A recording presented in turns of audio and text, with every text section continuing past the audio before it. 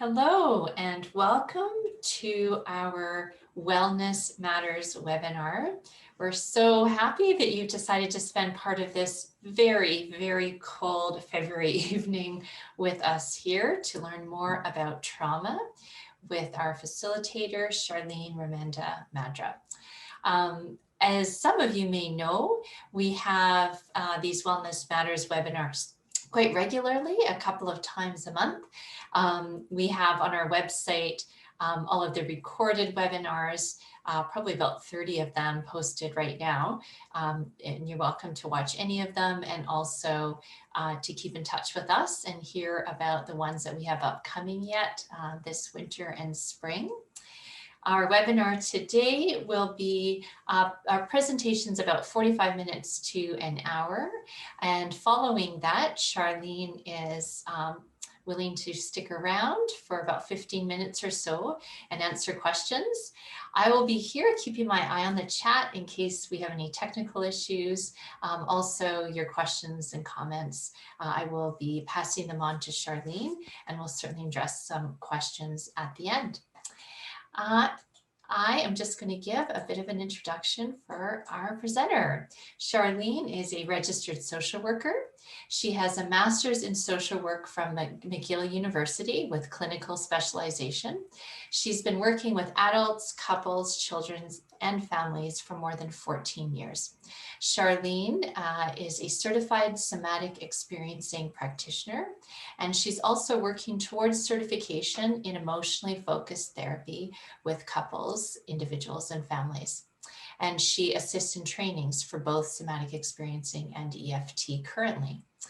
Charlene maybe epitomizes the descriptor of lifelong learner. She gets teased about it, certainly on our team in the best possible way, and probably everyone in our life, because she is always learning and taking new trainings and just learning everything she can to be a wonderful therapist for her clients. When she's not working and doing all of that training, Charlene is reading, doing yoga. She likes to get outside as much as she can in our beautiful river valley or just hanging out at the park with family and friends.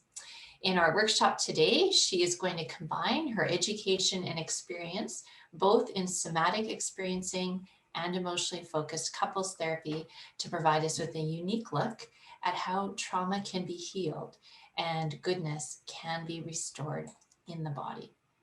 And with that, I am going to hand it over to you, Charlene. Thank you so much, Nicole. And thank you everyone for joining us tonight. Let's go into this PowerPoint. Oopsie, hold on.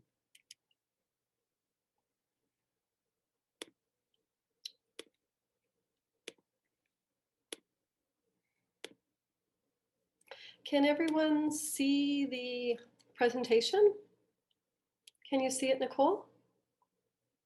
So I'm going to assume that's a yes. Yep, we're good. Okay, so it's called Trauma and How to Restore Goodness. And that really is Peter Levine's work, Goodness. And I chose this picture here because I think it really epitomizes feeling good, right? They're laughing, they're connected, they're jumping up. It's like these people don't look like much is wrong in their life. So I took this course called Somatic Experiencing, I think when my daughter, who's now 7, was a year old. So it was 6 years ago. And to be quite honest, it completely revolutionized my life and it revolutionized my practice. I thought that I knew how to work with trauma, but the truth is I didn't. But I'd already had this 3-year degree in this thing called integrative body psychotherapy, which is an awesome model of working within the body, but it didn't know how to work with trauma within the nervous system. And so this was a 3-year program with 216 hours that was postgraduate based on Peter Levine's work. And so I do want to acknowledge him, and I want to acknowledge the Somatic Experiencing Training Institute for some of the slides that I used for the presentation tonight. This is really my integrated take on working with trauma from a somatic experiencing perspective, or SE, as well as this EFT, the emotionally focused therapy way, which looks at attachment. So it's the way that I've combined it in my work with people who I sit across from, and also, in my work in my own life. I think lots of times us therapists have our own work to do, and I know I've certainly done lots of mine. And when I was getting ready for this presentation, I thought about, just how good it feels to be giving this presentation and sharing this wonderful information. Really, you can see the second point here says that we're going to be talking about how to resolve developmental trauma. And that's really the key that I want to share with you folks tonight. Oopsie daisy, is that we can restore trauma. Or pardon me, we can restore goodness, and we can move through trauma. And a lot of the people who I see have really thought that that can't happen. And I think, if you look at 20, 30 years ago, I don't think we did a really good job. We can now. I think we do a much better job, and this is one approach. And, what I want to invite you to go away with actually is hope. The hope that if you are somebody who has experienced developmental trauma, and I'm going to define that later, that you really feel that actually you can move through this. You can move through some of the symptoms that you experience regularly and actually feel more joyful in life. And I'm kind of here to attest that it's possible because I've experienced developmental trauma. Peter would say that most everyone has experienced trauma, and we'll come to define that. So we're going to look at how trauma affects the nervous system. We're going to look at how unresolved developmental trauma leads to issues, things that we call anxiety, which your nervous system is stuck on, and what we call depression, which is when our nervous system is stuck on off. We're going to look at the relationship between attachment and trauma and how they fit together. And how trauma can be resolved using a somatic or a bottom up, and that means from your feet up to your thinking brain, and it means from the lower brain stem up to the prefrontal cortex. So using this body-centered approach where we don't just talk, we really can't talk our way out of trauma. And we're going to practice 3 highly effective tools to calm your nervous system. And oh, how I wish we were together. I'm going to really invite you guys to take a risk. You guys all get to see me on the screen, and I'm going to be doing these tools. And that's what I do in practice is I don't say, here, you do this. It's like we do it together. So I hope you guys are willing to give some of these tools a try and see if it really does help. So what is trauma? Trauma is a highly energized state. And it's a result of what we call undischarged energy. It's all this energy that gets sort of stuck together, and it gets stuck in our nervous system. It doesn't get discharged. And when we're threatened, there is a wild amount of energy that's mobilized. And that's the kind of energy that can lift like a car off of somebody or move a tree, that energy that we just don't have in our everyday life. And what happens is it gets locked down when we're frightened. And that lockdown, it's the problem. That's the problem in the nervous system. The trauma actually isn't in the event, right? It's not in the car accident that happened or the violation that happened or the fall that happened. It's actually the lockdown that happens in our nervous system. And so trauma occurs, also, this is my own take on it here. I think that if you look at trauma, one of the other pieces that's missing is connection, right? You can have the same event happen to 2 people, but one person moves through it well, and the other person has some lasting issues or symptoms. Why did the person move through it well? Well, it might be that the first person, that they just had a really good foundation. It might also be that there was someone else with them and someone that could support them through it, whereas the other person was on their own and maybe had some other factors. And I think too, the trauma happens because the person who experienced it wasn't really able to access comfort in their time of need or able to experience co-regulation. And we'll talk about what co-regulation is, but yeah, it's really kind of that feeling, when you get to maybe go to your grandma's house and you sit at her table or maybe, on her couch, and everything just sort of feels good and better and easier. I have a lot of people who felt that when they're at their grandma's house.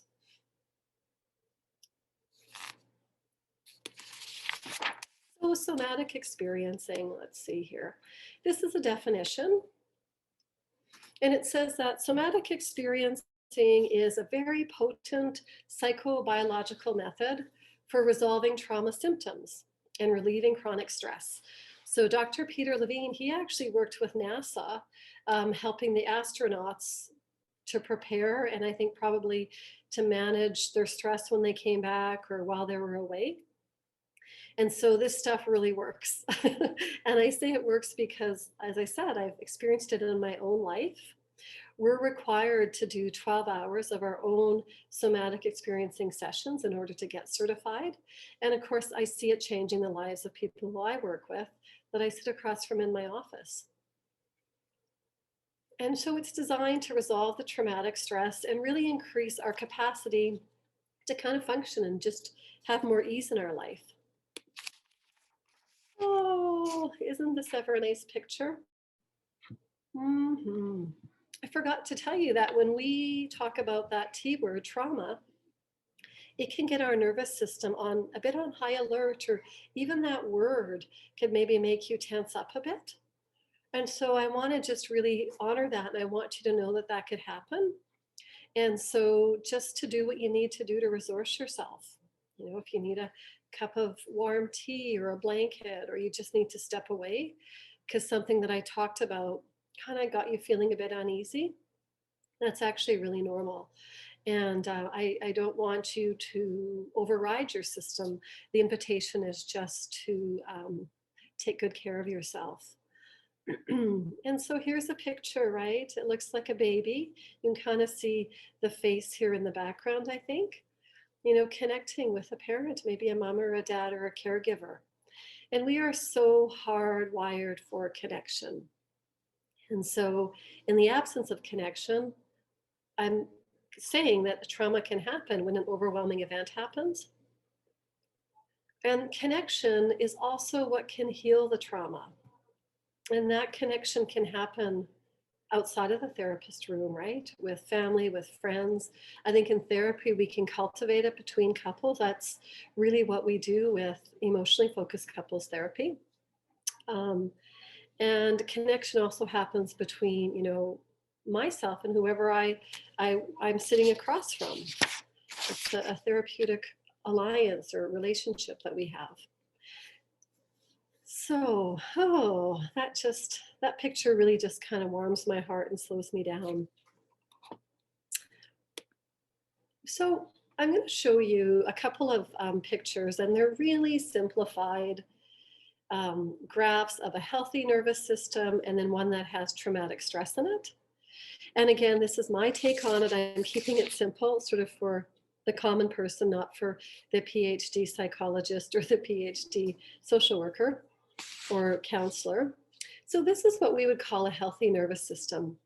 And you'll notice in the middle that there's this green line, and we call this the normal range. This is what's called a range of resiliency. And up here is the sympathetic nervous system. And that's the part where we're breathing, that's when we're breathing up into our chest, right? It's the right up here. And that happens if we're running, or if we get really excited, somebody gives us this great gift, or you know, see this person you haven't seen for a long time, or maybe when you're working. And then the parasympathetic is blue down here. And that's the part of our nervous system that we're using for resting, for digesting, and for sleeping. I always really like the image of a lion on the Serengeti in the parasympathetic system, right? They're resting and digesting. And, you know, if a threat came, or maybe, you know, some food went past, they might spring into action, but they're kind of lying there, lazing around in the sun. And in a healthy nervous system, something will activate our system and we'll hang out here for a really short period of time, like a matter of 6-7 seconds. And then we settle down again. And so Peter Levine, Dr. Peter Levine, has some videos, and he shows one of a slinky. And so in a healthy nervous system, it's like a slinky that's moving like this, where there is space between the segments. You can see that. and it's quite easy to move it. That's a really healthy nervous system. And of course, if we're running, it's going more like this. And if we're digesting, it's a bit more calm. And so I do want to warn you about the next picture. Some people get a little bit like, ooh, a bit overwhelmed by it. Other people find this next picture quite helpful. It helps them to explain what they're experiencing in their life and in their nervous system for the very first time. So again, take good care of yourself. And this is a picture where we're going to see what we call symptoms of undischarged traumatic stress. So here we go. Oopsie daisy.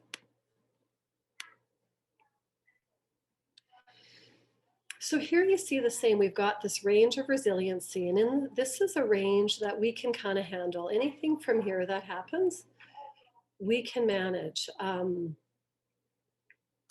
So, you know, something maybe that happens at work or something that happens at school or with your partner. But if it is more, if it comes outside of our range of resiliency, that's when we're getting into trouble. And so here we're going to say, for example, that a single event happened. Let's say that maybe it was a motor vehicle accident. And that really threw our nervous system. And we went way up here. You can see we're outside of that range of resiliency. And our nervous system goes back down. It's like, you know, the slinky is going woo, woo, woo. And then you go up and down and you get what we call stuck on in the red zone. And so folks will have symptoms that they'll tell me about where they have anxiety in their life, or they're experiencing panic, or this hyperactivity where it feels like they just can't stop or sit still. They might experience an exaggerated startle. Somebody taps you on the shoulder and you jump out of your skin and you sort of know that's too big of a response. They might experience this inability to relax, or a restlessness, a hypervigilance. And so if there's a hypervigilance,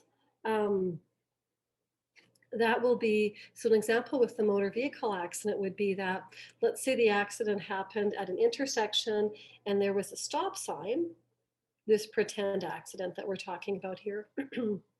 Then maybe the next time you're out driving, you're always scanning, right? When you're at an intersection for the stop sign, like everything gets linked together that something bad could happen, just doesn't feel safe anymore.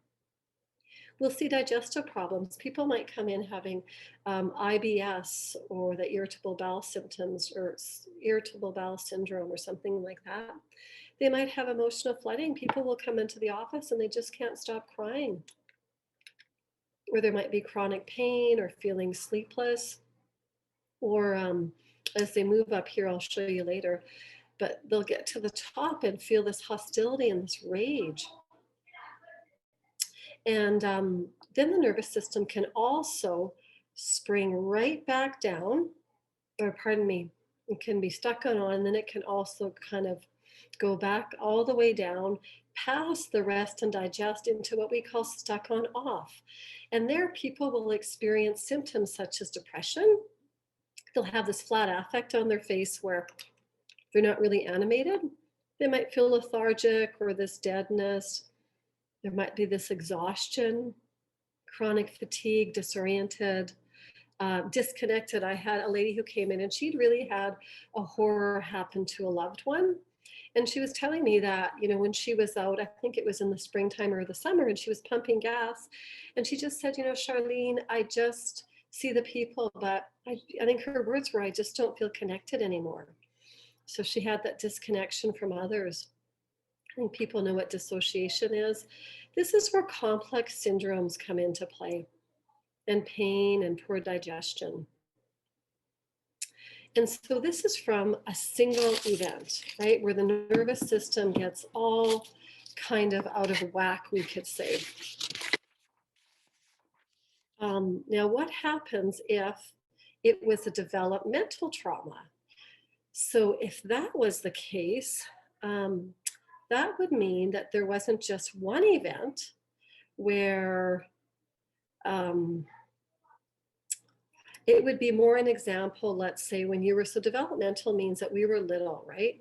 Kind of like babies or preschool, toddlers, elementary school, and actually really even into high school, and even developmental trauma would still happen, I would say, into our early 20s, because we really don't become, our brain isn't fully matured until we're 25 years of age now, research tells us.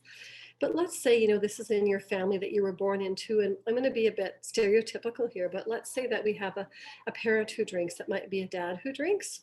And if that happens, and you're a little kid at the table and say a parent gets rageful, then what might happen is that your nervous system gets pretty scared, right? And you get a bit of that stuck on piece. Let's say you're a little person and you're sitting at your supper table, and I hear this story a lot, right? And unfortunately, these bad things can happen, right?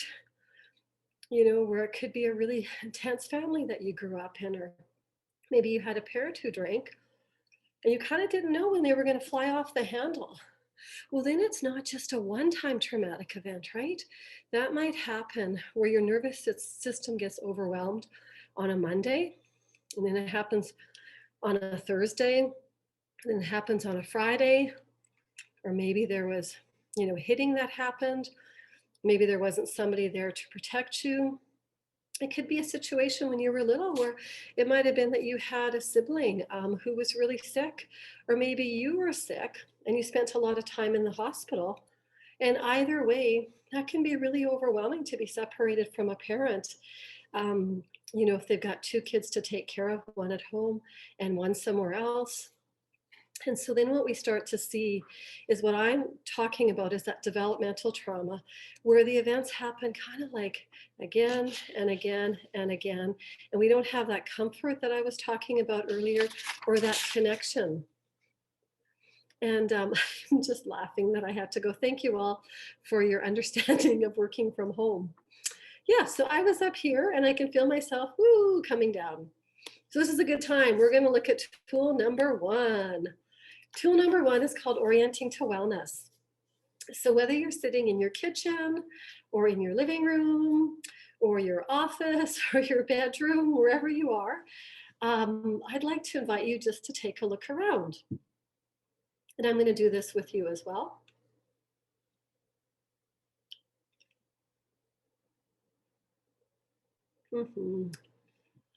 And the first thing I'm going to invite you to do, or the second thing, I guess, is to notice your feet. And so I'm sitting in a chair where I can actually feel my feet on the ground, which is so wonderful because I'm not the tallest person in the room usually. And that helps me to feel grounded. And as you look around, I want you to just notice what your eye becomes attracted to. What is your attention drawn to? What is something that you're attracted to? And so sometimes people will like a picture or a color or a texture. If it's not nighttime, it's nice to look outside often, or maybe even seeing the moon would be nice at nighttime. For me, I'm drawn to this picture of my son, my second son, and he's a little baby and he's got this red hat and this real cheeky little grin. And as I look at that, I notice that my feet kind of begin to move and I've got a warmth that comes into them. I think you can see that I'm smiling. And it reminds me of a really great family vacation that we had. And so the important part is sensations. What am I feeling inside my body? Well, as I orient to that picture, I feel a little bit of a flutter in my chest. So yeah, I'm attracted to that picture of him with a red hat. My feet feel really solid on the ground. And I've got this tingling and a warmth in my chest as I, feel this connection to my own family. And so, what did you orient to? And did you notice anything shift in your body? We're going to do this more often too, so you can get some practice at it. And Nicole, as I'm going through this, if you see a question that seems relevant or an answer that seems relevant, please feel free to share it. I really like experiential learning and being able to talk. So this isn't necessarily my favorite venue, but I'm trying to make it interactive. All right, so the hand model of the brain we're going to turn to. So this is Dr. Daniel Siegel talks about this a lot. Again, this is my simple version of it. A little bit of psychoed here. So this brain is this hand, I should say, is representing the brain. And my wrist represents the brainstem, and that's called the crocodile brain. And that's the part of the brain that only knows sensations, right? It doesn't know feelings like happy and sad. What it knows is things like hot and cold. I don't know, maybe bubbly, maybe hard. And that's like that's a part of the brain that's the oldest, right? So the oldest, part of the brain when you think back to dinosaurs and so on. And it's concerned with feeding and reproduction, just these things like that. And then with my thumb, the thumb is representative of the amygdala. And the amygdala is a part of the brain. Part of its job anyways is to scan for danger. It's always looking, is it safe? Is it dangerous? Is it safe? Is it dangerous? And I always love to throw this story out in here for all of us, or, you people who have dogs, right? That, when your dog goes outside to go pee or go for a walk, I mean, it's been out that door like literally thousands of times. But what does the dog do? Your dog is going to go and sniff the wind, right? Because they've got that good sense of smell, and they're orienting. They're checking out what's safe, what's danger. And every time they go out, they do that. We're mammals, we do that too. And our amygdala is helping us to figure out what's safe and what's dangerous. And then my fingers represent the prefrontal cortex. And the prefrontal cortex, the simplest way to say is that it's a thinking brain. And a lot of us think that we spend most of our time there, or we want to think that. But the truth is, it's not always the case, right? A lot of our life actually is really lived from a place that's not a thinking place. And in relation to this presentation, where does trauma go? Well, the trauma goes boom, right into the brainstem. If there's an overwhelming event, boom, it's right in the brainstem. Well, that brainstem, I just said, is a crocodile brain. So it doesn't know feelings. What it knows is sensation. And that's why when we are renegotiating trauma, we're always going to be asking about sensation. Of course, your thoughts are important, but that kind of comes next. This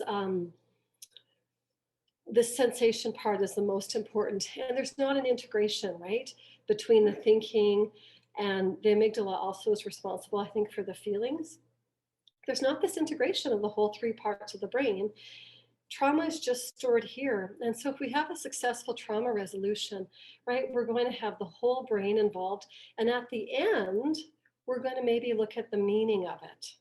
But it's not what we're processing first. I hope that makes sense. All right. Oh, did I miss? Oh, no, I didn't miss a picture. Okay, so I'm showing you another picture. This next picture is, it's called the Polyvagal Chart. And some of you might have heard, I'll leave it up actually, about Stephen Porges's work. Dr. Stephen Porges and Dr. Stephen Levine, they're friends. He refers to him quite often.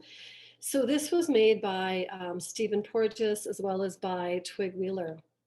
And this is like another look at the nervous system. I don't want to confuse you. So if you think, Charlene, I don't even know what this is, and just look away.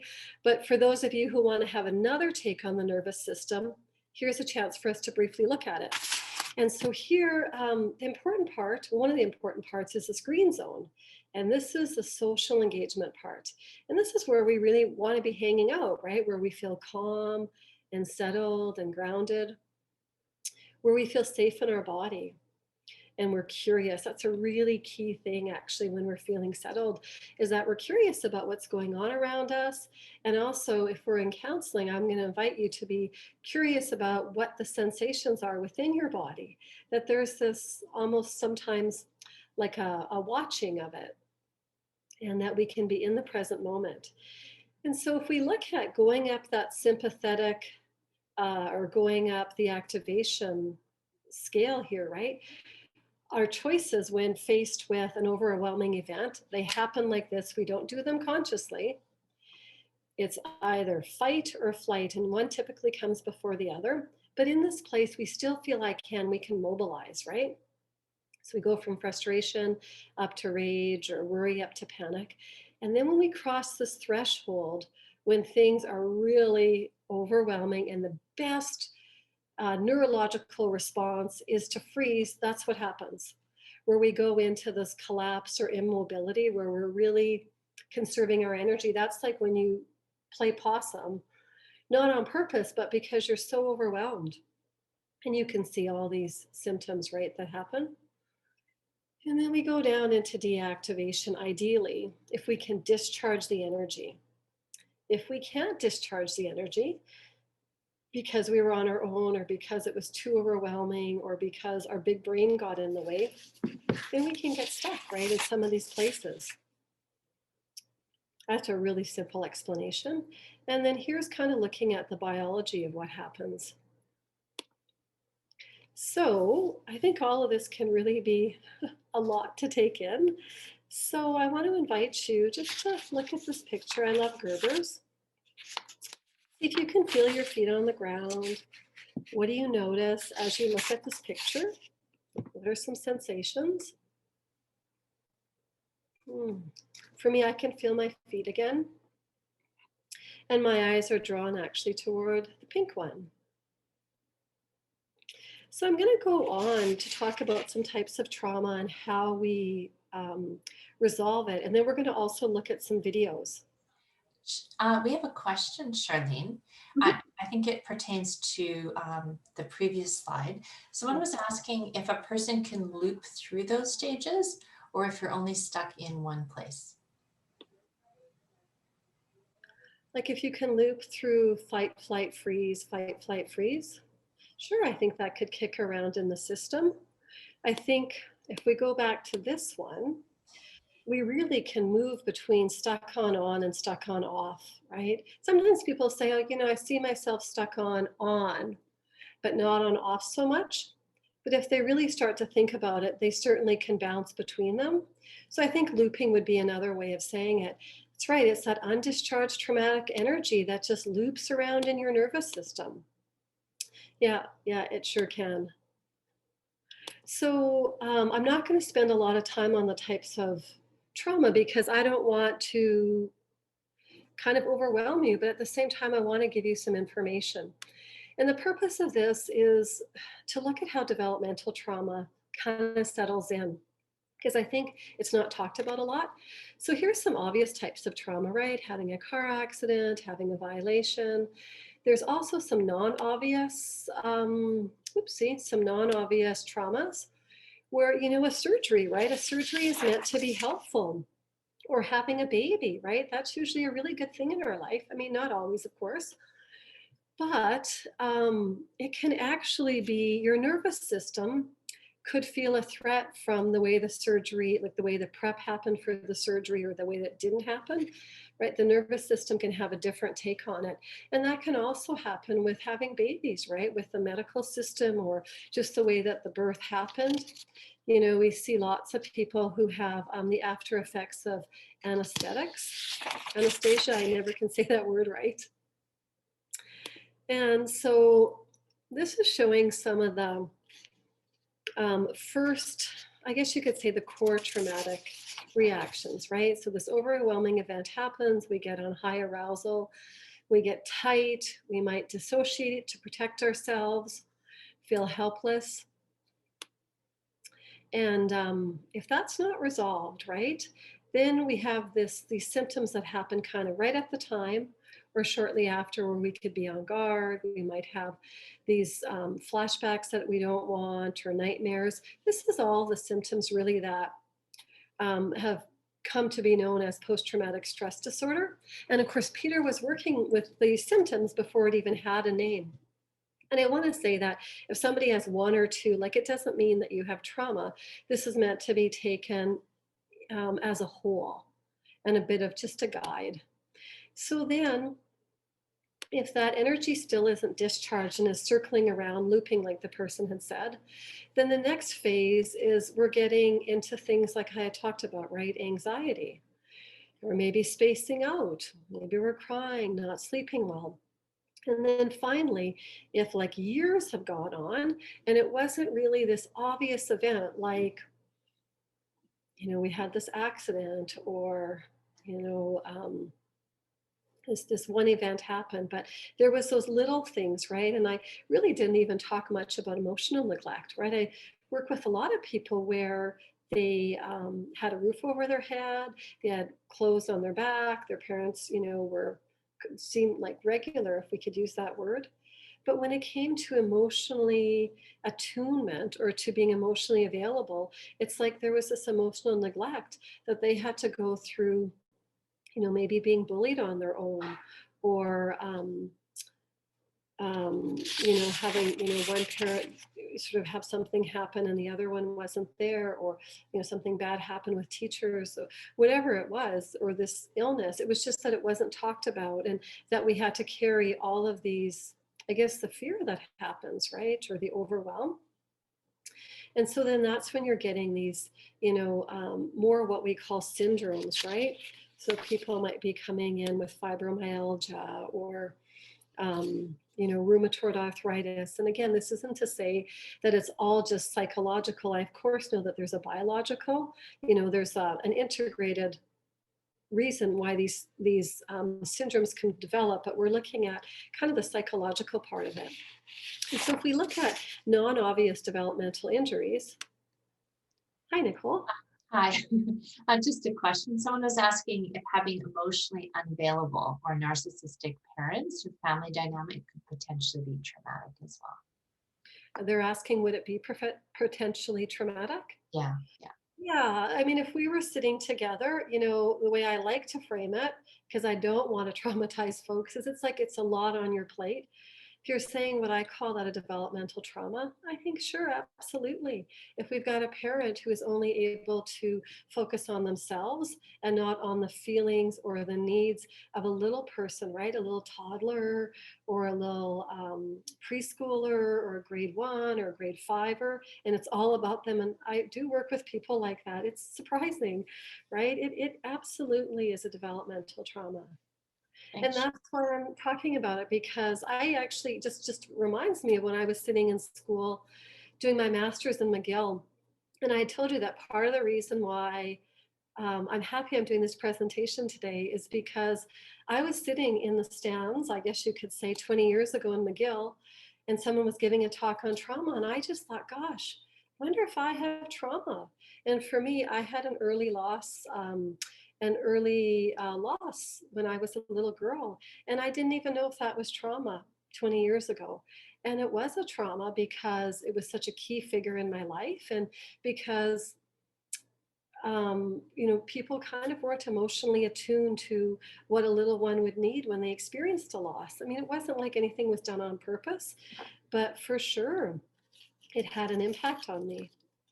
And so now we're going to go even further down the hole. I feel like we should take a little break, but we're going to go on here. If you need to, wiggle your fingers, wiggle your shoulders. We're just about, I think, at a little break here. Yeah, and we do this because if we get a little bit freezy, we want to get our nervous system moving. So this is non-obvious developmental injuries. So this is talking about babies, right? Babies cannot regulate themselves. They need to be held, right? We hold babies tight. Like if I had a pillow here, you're not holding your baby like this when it's 6 months old and crying, or 3 weeks, right? They do not have the ability to regulate their nervous systems. So they co-regulate, they plug into our relaxed state, hopefully, and we soothe them and rub their back, and we have prosody in our voice where we're talking sweet to them and our voice goes up and down, and there's warmth in it. And if that doesn't happen, right, like sometimes people say, you know, my mom was kind of cold. Again, she didn't know any better. But then we start to form views about ourselves. And so we really need a caregiver to be calm and present and plugged in. And again, I talked about the social and environmental factors, you know, family violence, emotional neglect, sometimes having lots and lots of children. We just can't tend to them all, right? You think about these families where there were like 11 of us and, you know, nobody did anything on purpose, but sometimes I see those people. It's really very stressful on our nervous system. And so if a baby is crying and they can't, you know, get the attention, right? They have two options, right? They could cry and hopefully somebody comes and feeds them or changes their diaper or comforts them, or they're going to shut down. If we go back to that picture with Twig Wheeler where we went up into the freeze where it was red, that would go into what we call a functional freeze. They just stop crying, right? We kind of become avoidant in our attachment style if this happens again and again and again, because we think, well, no one's going to be here. Not that we think it when we're that young, but we develop these strategies, right? Which is just to do it on our own. And so unresolved trauma creates dysregulation within the nervous system, right? It gets stuck in our bodies. And what I want to show you is my slinky again. Here's a slinky. Healthy nervous system. So we can have the one-time event of a car accident, let's say, and then we start to get like these parts of our nervous system that get stuck, that energy gets stuck into place. Or again, it could be events within our family. And the nervous system isn't so flexible anymore. And so what we have to do in our work, and I'm going to go to this in the end, we have to begin to take these coils, right, apart. We have to separate them so that we can get movement in the nervous system. So it's not that energy doesn't get like stuck on or stuck on off, that it gets released in our body. And so, and oftentimes, you know, there's these effects and people don't even realize that they're connected to these past overwhelming experience. Bessel van der Kolk, you might have heard of him. He is another contemporary of Dr. Peter Levine. And he says with trauma, time stands still, right? It's like we get caught in the past. I might have grown up to be like 35 years old, but there's still this, you know, this key event that happened when I was 6. And it's like we get frozen in time, right? That would be like a stuck place in the nervous system. So we still grow, but we have to go back and maybe offer some support. And it's like, and we can notice that happens when something in the current, in current time when we're 35, it's just we respond too big. And that can be a signal back. Okay, so the self-hug, let's go there. So if you've got, I'm going to invite you again to put your feet on the floor. Isn't that ever a pretty picture? So the self-hug allows us to feel some containment from the overwhelm that happens when we're stuck on. So do y'all have your feet on the floor? Mine are. And as I feel them, I can feel them getting warm. And so for this tool, I'm going to put this down a bit. I'm going to take my right hand and put it across my body so I'm actually holding the side of my body. I can feel my ribs, and you can pick whatever pressure you want. I'm holding it quite firmly actually. And then my left hand also goes across my body. And I'm giving myself what's called a self-hug. I'm closing my eyes so I can notice the inside of my body. And as I do that, I notice that my breath is coming into my belly.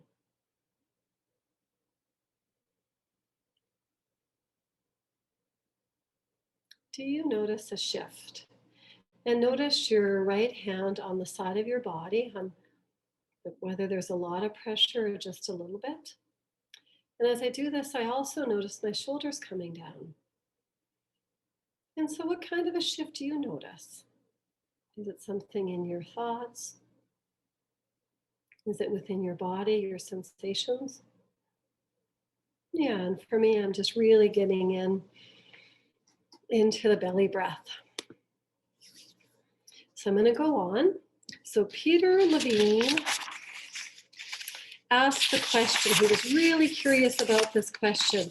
Why is it that animals in the wild who are repeatedly exposed to life-threatening events, why don't they develop the PTSD symptoms, right? Because they just about, the impala just about gets eaten by the lion maybe multiple times, or the fox and the rabbit. And so he used that to figure out how he could help us human mammals. So what he noticed, whoops, I got to move this over, is that animals complete this full sequence of responding to danger. So first they notice it, they orient to where the danger is, then they react, and they can either, fight, flight, or freeze. It just happens much quicker than that. It's instinctual. And then they recover from the threat. And then that energy doesn't get knocking around the system, it actually gets discharged. And we're going to see that. I can see I might run out of time here, so I want to get you to the polar bear for sure. And so just saying again that when we are in jeopardy, there's this enormous amount of energy, right, that gives us that fuel to run away or do whatever we need to do. And we're also mammals, right?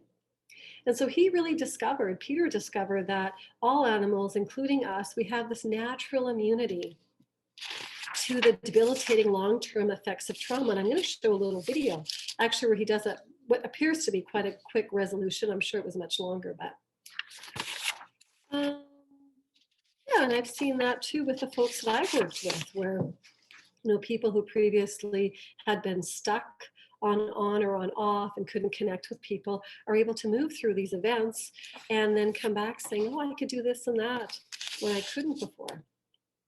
So I'll just go through this quickly, I think.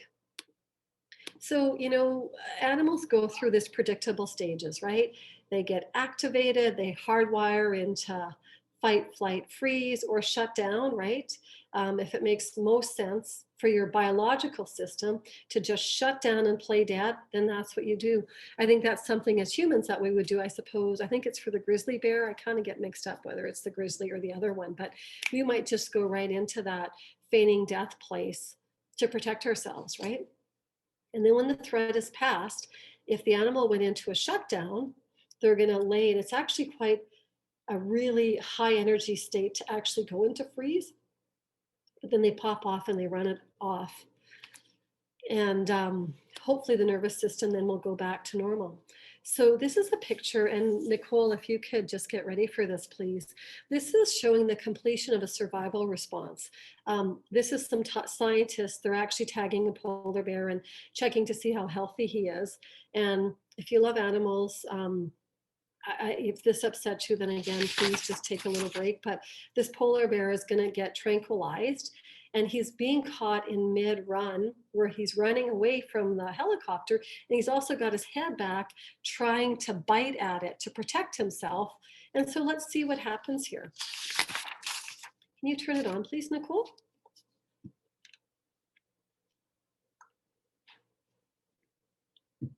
Oh, should I turn it on? No, that's you.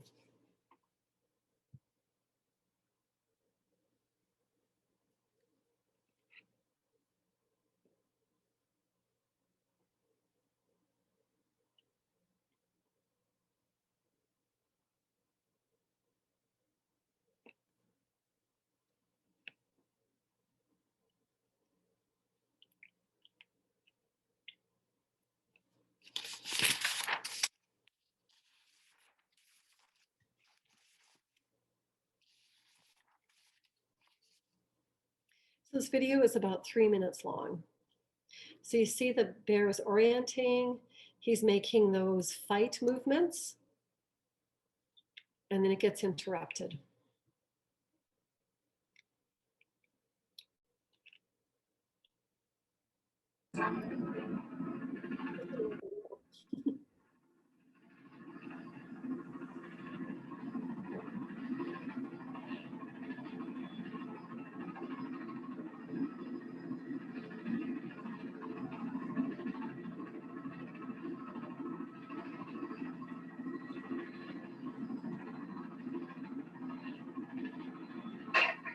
guy went and turned on me just as I shot, and I got him just back of the front shoulder. I got him in the ribs instead.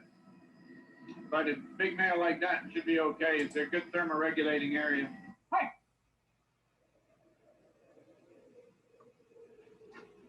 Get an animal like that, he's just... So Lincoln there. Yeah, no, that's all right. It's just perfect. He's absolutely perfect. See the size, you get a bit bigger neck and so on. Yeah.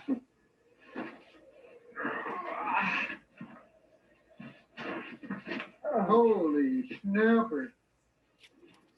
He's about as big framed as you'll probably get.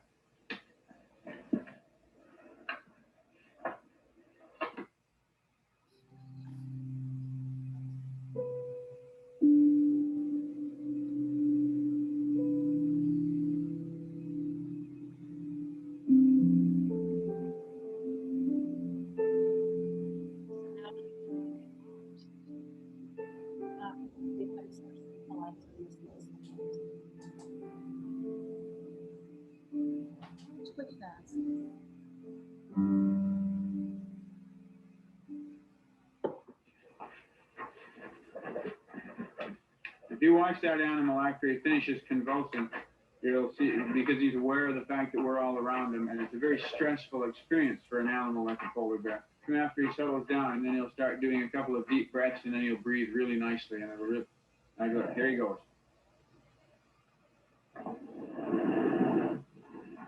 See how he's breathing there now? You can see, so even though it looks a little unpleasant to look at him convulsing like that, in fact, it lets off all that stress, and he then is able to relax and sleep the thing off.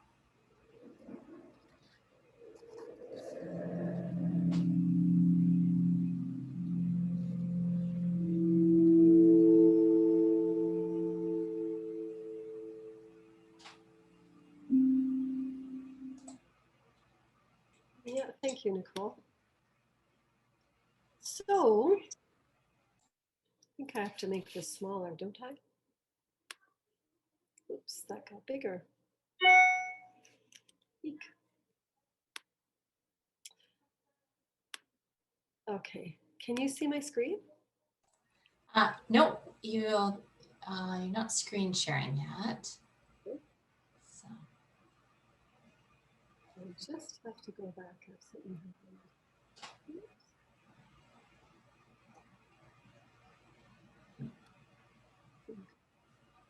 Someone made the comment while you're looking for getting the screen share back up.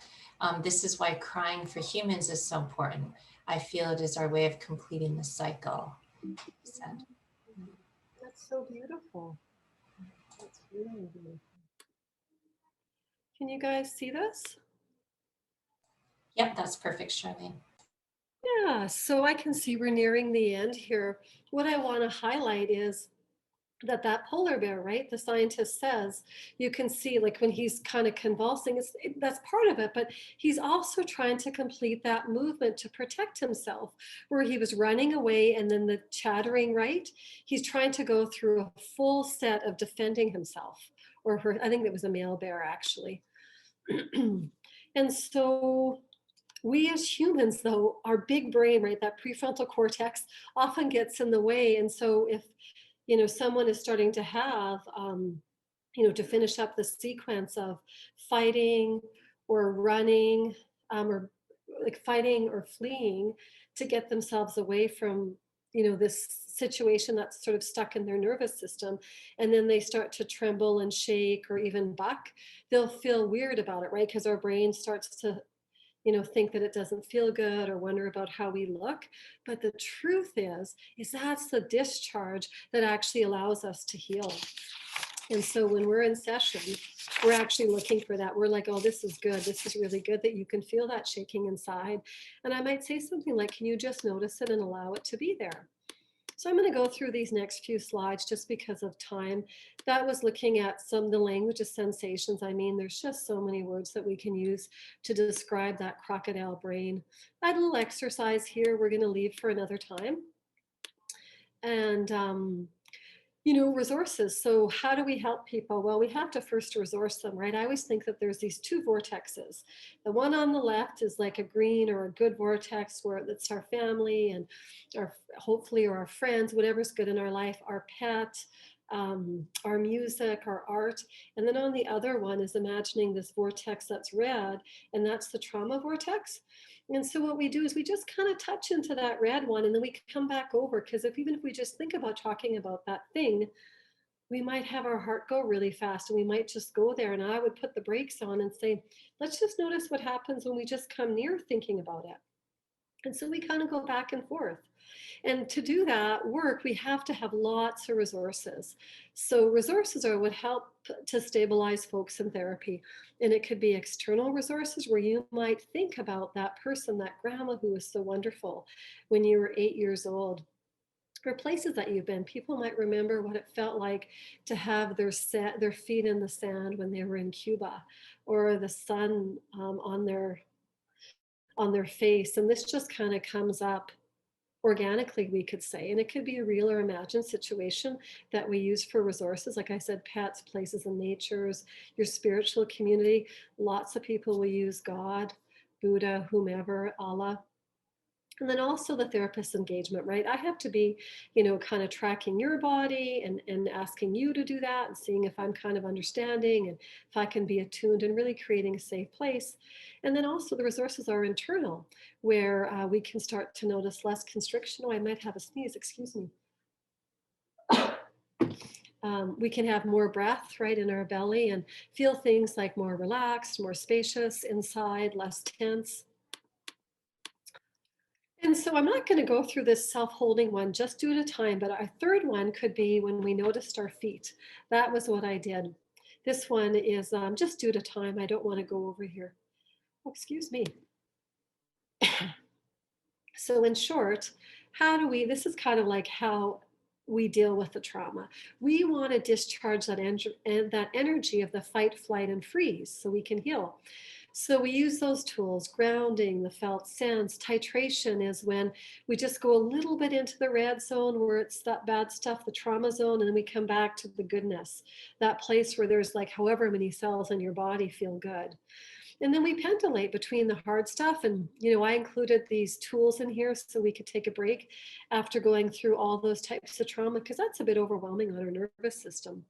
And then essentially, we need to really help folks to feel and then allow the fight, to feel and then allow the flight. So sometimes we're in session and we're both running, we're not actually running outside, but that person is imagining that flight, like getting away from that place that they really didn't want to be at. And then we process what it felt like. And even though we can't go back and undo that event, what's so amazing is we can actually put a new experience into the brain, where you did get away, or somebody was there to offer comfort. And you're not alone as you go through this, which is likely what happened when the trauma first happened. And so we create these corrective experiences. I'm just going to go for another minute or two, Nicole. And so when our nervous system is balanced and our activation is low, we feel open and curious and relaxed and emotionally stable, and we feel really good, essentially like that green zone that I showed you about. I had another, I must have missed it. There was a piece of Peter Levine's work that I was going to show. It was 3 minutes, but I think I'm over for today.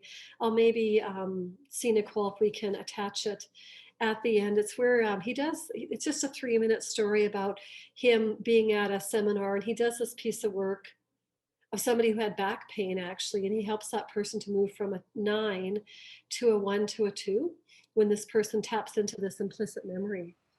And so why don't you, if you finish up the presentation, we can use part of the Q&A afterwards and watch the video if there's some interest. So, yeah. Okay. I've got lots of books. I'll just take a minute here. The one that I recommend is Waking the Tiger by Peter Levine, the middle one. That's a nice one for folks to read. But all of them are good. This one is more, I think, just designed for like the layperson. And then, books on kids, trauma-proofing your kids. This Sexual Healing, Transforming the Sacred Wound, that's a really good resource as well. Trauma and Memory, looking at the difference between explicit and implicit memory. TraumaHealing.org has information. He's got a lot of YouTube videos. And so, you know, when we work through the trauma, we move back or to this calm, curious, and embodied place. We return to it, or maybe we get there for the first time and get to feel this joy because our nervous system isn't all bound up in that stuck energy. So thank you so much. I think I'll stop there, Nicole. Thank you, Charlene. That was really wonderful. Do you want to stop screen sharing? And I just want to thank everybody for joining us today. Thank you for that presentation, Charlene. That was so informative. And Charlene will have some the resources related to the presentation posted to our blog and to her bio page on the website, and we'll do that in the next week. And for anyone who needs to say goodbye, thanks again for joining us. And if you're not on our newsletter, you can sign up on our website and you'll get information about upcoming webinars. And there's also a page listing them. You are always welcome. Take care.